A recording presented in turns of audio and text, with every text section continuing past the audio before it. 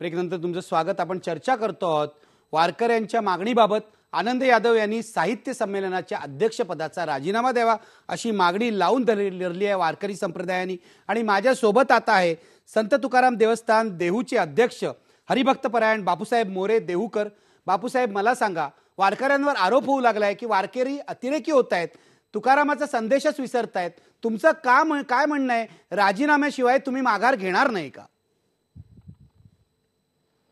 आता त्याचं असं आहे, वारकऱ्यांनी जो आक्रमक पवित्रा घेतलेला आहे तो अगदी सहिष्णुतेचा अंत झाल्यानंतरच घेतलेला आहे. की असं काही नाहीये की तुकाराम महाराजांच्यावरती पहिल्यांदाच यांनी लिखाण केले असं नाहीये.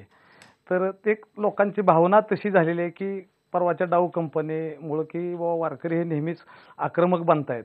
तर तशी काही भावना नाही. की एकीकडून जगद्गुरू तुकाराम महाराजांची उंची आकाशाची आहे. परवाच चतुशताब्दी वर्ष महाराष्ट्रामध्ये एवढ्या मोठ्या प्रमाणावरती साजरं झालं आणि महाराष्ट्रामध्ये महाराजांच्या विचाराचं स्वागत झालं की या देशाच्या महामहिम राष्ट्रपती प्रतिभाताई पाटील देहूला आल्या आणि देहूला येऊन त्यांनी तुकाराम महाराजांचं दर्शन घेतल्यानंतर जो अभिप्राय दिला तो अभिप्राय यादवांनी वाचावा असं मला वाटतंय. की त्यांची उंची किती आहे, त्यांची समाजाला आज गरज. बापूसाहेब, मी तुम्हाला रोखतोय, जरा क्षमा करा. मला माझा प्रश्न इतकाच आहे की तुकाराम महाराज किती महान होते याविषयी चर्चा करण्याचीच गरज नाही.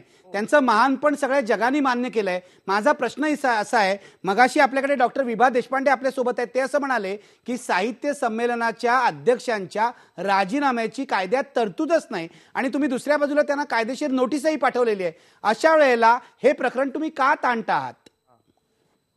एक मिनिट आहे का, कुठलीही गोष्ट अशक्य नसते असं नाहीये. की 12वीच्या परीक्षेमध्ये ज्यावेळेस काळपांड्यांनी जो प्रश्न टाकला होता त्याच्यावेळी वारकऱ्यांनी आक्रमक पवित्रा घेतला होता. त्यावेळेस आम्हाला शासनाने सांगितलं की एवढे वेळ तुम्ही काळपांड्यांना माफी करा, मनुष्य हा चुकतो. इथून पुढे कधीही तुकाराम महाराजांच्यावर किंवा कुठल्याही संतांच्यावरती असा आक्षेपार्थ कुठं लिखाण होणार नाही.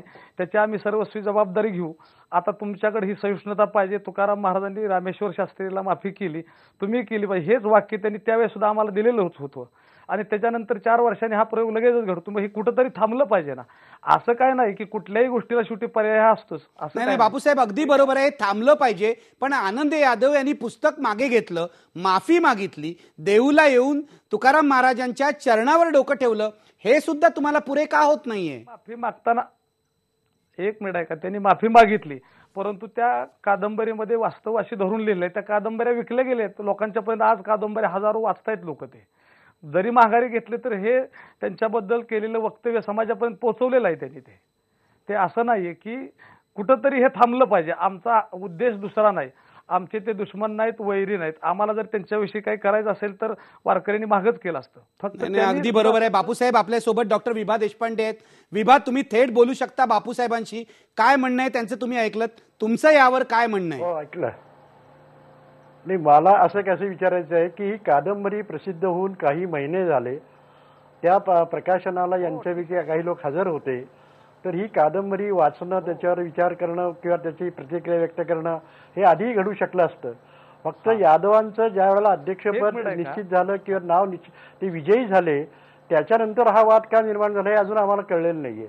त्या कादंबरीवर जे आक्षेप आहेत त्यांनी जरूर त्याच्याबद्दल घ्यावे, त्याच्याबद्दल योग्य ते त्यांना जे काही म्हणायचं असेल ते म्हणावं, त्याच्याबद्दल आमचं काहीच म्हणणं नाहीये. आणि कुठल्याही अर्थाने तुकाराम महाराजांची किंवा त्या प्रकारच्या संतांची किंवा लोकोत्तर पुरुषाची अशी वंचना विटंबना होऊ नये या मताचे आम्ही पण आहोत ना.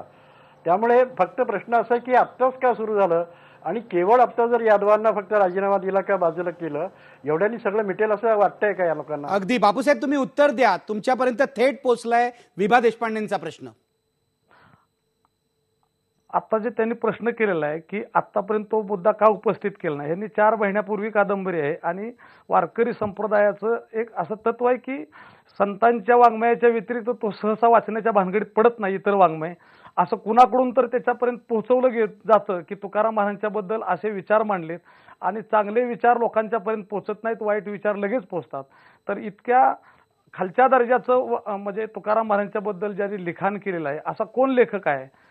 तर त्यावेळेस आम्ही ते पाहिल्यानंतर ते सगळं विकृत स्वरूपाचं आम्हाला दिसलं की त्यांचं अध्यक्षपद वगैरे असं काय आमच्या डोक्यामध्ये तो विचार नाही. तुम्ही एक ती कल्पना लढवली की अध्यक्षपद बघून असंच त्यांनी सुचवलं, असं हे चुकीचं आहे त्यांचं म्हणणं स्पष्ट. आम्ही त्याला ते मान्य करणार नाही. नाही बापूसाहेब, मला तुम्हाला असं विचारायचं आहे. बापूसाहेब, तुम्ही मगाशी असं म्हणालात की हे पुस्तक बाजारामध्ये विकलं गेलंय, लोकांपर्यंत पोहोचलंय, त्यावर तुमचा आक्षेप आहे. मला सांगा, आता समजा आनंद यादव यांनी अध्यक्षपद सोडलं तर हे बाजारात गेलेलं पुस्तक कसं काय परत येणार आहे?